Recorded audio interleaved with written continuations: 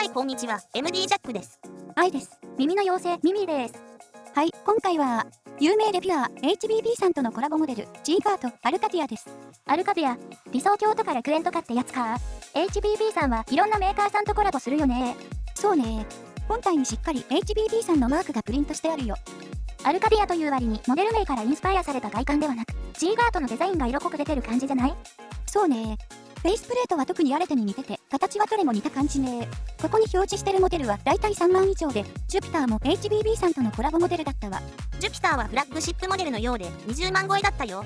そうなの？ G ガートさんはオーディオマニア向けモデル中心なんだね。ノーが3000円台、シノが1万ぐらいで手頃な価格のモデルは少なめだわ。G ガートの名前の由来などについては以前のレビューでも紹介したこれね。10年の経験があるんだ。大手メーカーの OEM を作ってきたノウハウで独立するブランドっていうのは珍しくないからね。外観はノズル以外は樹脂製で片側 4.6g、軽めです。愛の耳にはちょっと厚みがある感じでした。なので貴重ではあまり軸の長いイヤーチップは使わないつもりです。ミミーちゃん、価格は3万円台前半だね。さっきも言ったけど G ガートさんは3万円台のモデルが多いね。アルカディアは 1DD プラス 2BA のハイブリッドモデルでドライバー詳細は上の通り。BA29689 ってよく見かけますね。いろんなモデルに搭載されてるよね。フルレンジだからアルカディア内部でかなりの帯域をカバーしているんだと思う。 BA33518 はツイッターか。波形見たけど10キロ以降を担当してそうだね。そうだね。それプラス 10mm のダイナミックドライバーだね。トポロジーダイヤフラムって言うそうだけど低域の強化のため新たに開発されたってことだ。 G ガートオデッセイにも搭載されてる。確かに低域に特徴あったな。はい、では波形チェックです。まずこれなんですけど、今回は TRN Tips で音収録しました。ジャックさん、これはどうしてですか？普段基準にしているディバイナスベルベットが今回は平均的な出方じゃなかったから。アルカディアは低域が強いんで5から7キロあたりが平均かそれより上で、なおかつ収録しやすいイヤーチップを選んだってこと。バンドルイヤーチップは同音感と相性が悪くて波形測定できなかったんでメモリーフォームだけ測定した。白の波形、高低バランスの改善に良さそうなんで試してみるといいかも。はい、そういうことだったんですね。サウンドチェックはこの2モデルと比較して聞いてみましょう。ドライバー構成と価格帯が同じぐらいの G オーディオ、夢、ウルトラ。それから 1DT プラス 4BA の G ガートあれて価格帯は同じぐらい。アルカディアの低域の強さを把握してもらうために音調整の基準をあれてに設定してる。はい、了解です。ではサウンドチェックいきましょう。音量上がります。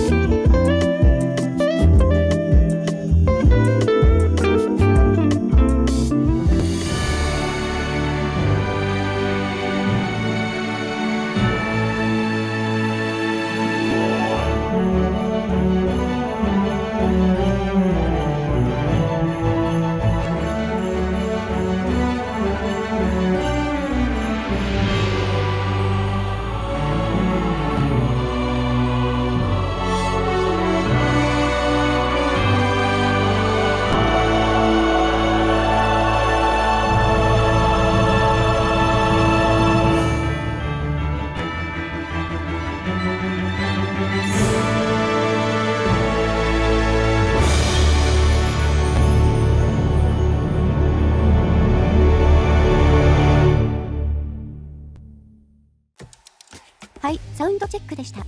アルカティアの低域が強いのがよくわかりました。アルテを音調整の基準にした効果はあったんじゃないかな。明るさでは夢、ウルトラが一番だったね。なので、アルテや夢、ウルトラの高低バランスが気に入っている人からすると、アルカディアはあまり好まれないかもしれない。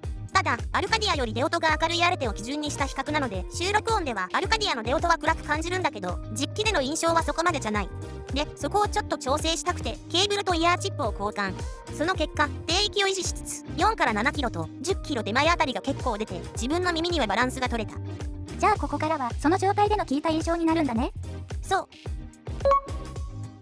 まずその効果は、どっしり安定した低域に空間と奥行き感、そして中高域から高域の明るさが加わり、その変化に満足して、ちょっとにんまりしてしまった。確かにメモリーフォームが高域対策に一番効果ありそうだもんね。バスドラの量感にアタック感が加わり、ベースの存在感は言うまでもなくすごい。スネアも太いし、タム系のアタックと奥行きもかなりリアルに感じる。低域寄りのバランスが好きな人にはおすすめ。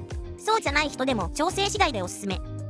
中域の感じはいつも聴いてるリファレンス曲では今までで一番再現力というか響きがいいわ。太めで温かい感じプラス奥行き感、ちょっと今まで聞いたことない感じ。そっか、なんかベタ褒めだね。中域で臨場感奥行き感ってあんまり感じたことないからだろうね。なるほど。中高域は波形からするとボーカルやメロディーはちょっと沈みがちかなと思ってたんですけど、聞いてみるとしっかり前に出てきますね。そう、尖った質感じゃなく柔らかめな印象。メモリーフォーム使ってるから時々視察音を感じるけど特に気にならないレベル。インストでも歌物でも問題ないね。高域はシンバル系が存在感はあるけどうるさくはない。刻みが少し弱く感じるけどこれは調整次第かな。メモリーフォームに変更したことで超高域はあまり出なくなってしまったように見えるけど、この2つの帯域の出方が良くなった方が自分には合ってた。リケーブルとメモリーフォームで調整した結果すごく良くなって大満足。アルカディアいいわ。ビギナーの人にはちょっと調整が難しいかもしれないけど、バランス出力できるヘッドホンアンプとリケーブル用のケーブルが用意できればアルカディアの実力を発揮できるんじゃないかと思うんで、挑戦してみたい人はぜひ。調整前と調整後でかなりお気に入り度が変わりましたね。愛も欲しいけどこのところいっぱい買ってるんで、今回は欲しいものリストに追加します。愛のコレクション薬も尽きないね。ということで G ガートと HBB のコラボモデルアルカディアのレビューでした。みんなも音の理想郷探してみてね。じゃあまた次の動画でバイバイ。ご視聴ありがとうございました。